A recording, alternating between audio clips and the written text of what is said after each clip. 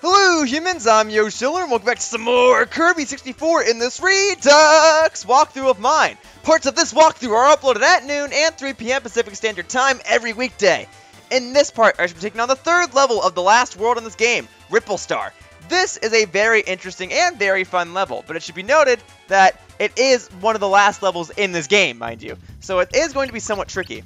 Also, this song, ooh, this song is catchy. This is the only level in the game in which this song appears, and it actually came back for Kirby Triple Deluxe. Now, right out the bat, you'll notice that there are enemies everywhere. In Kirby games and in most video games, it's common for you to fight off against all of the bosses in the game before you complete the game.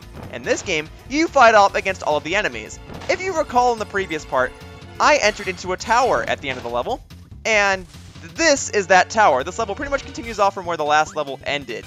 Also, I need to get a fire spike combination because I actually do need that to get one of the crystal shards in this level. Okay, here's the first crystal shard. Now, between each enemy room, there's a little bit of a staircase corridor thing where you can get one healing item and there will be enemies falling from the sky. Alright, anyway, this level is actually really cool because the way that they organize each of the enemies is actually really creative. I'm pretty sure every single enemy in the game appears on this level and it's really cool.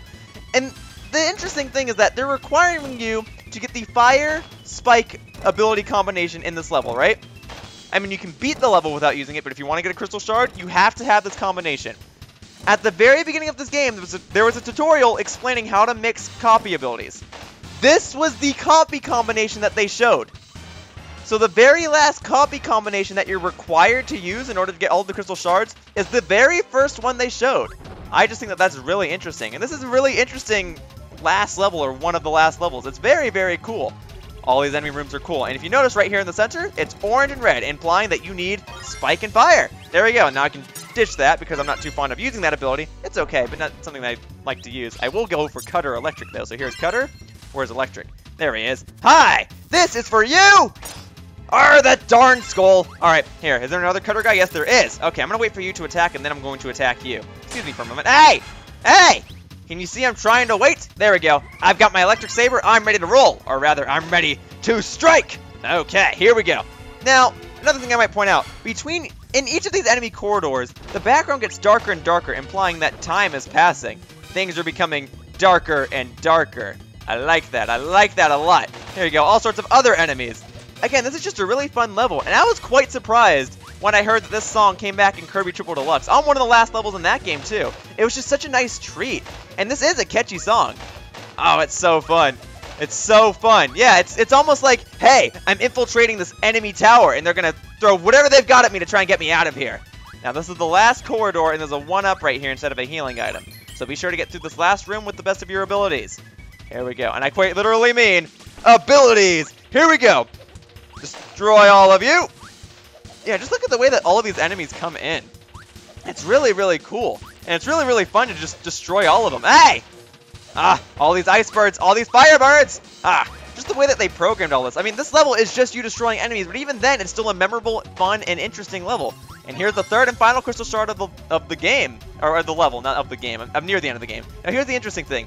These little enemies right here are falling from the sky. This was the very first enemy that I saw in the game. On the very first level. They don't appear anywhere else. They appeared on the first level, and they appeared here. Anyway, let me go ahead and get this enemy card. I missed the enemy card, but I did get a 1-up. Okay, I'm going to go back through this level off screen, and I'm going to go ahead and get that enemy card.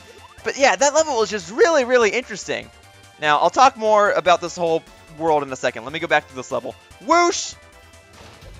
Okay, here we go. Yes, third crystal shard, whatever. So as I was saying, this black enemy that shows up right here is the very first enemy that I saw in the game. Like, it's so interesting how they're connecting all these things together. This is really subtle, and, you know, maybe I'm looking too into this, but just all this is really cool. Anyway, here's the last picnic ever. It's all dark and spooky, implying that things aren't going to be so happy after this. But alright, and if you notice, just like the very first world of the game, there's only 4 levels here. It's really interesting how the last world in this game is so much like the first world. The first level of this world is just like the first level in the game. It's cool. Anyway, I'll talk more about this in the next part. For now, that about this part of my Kirby 64 Redux walkthrough. See you all next time in the next part. Bye-bye, humans!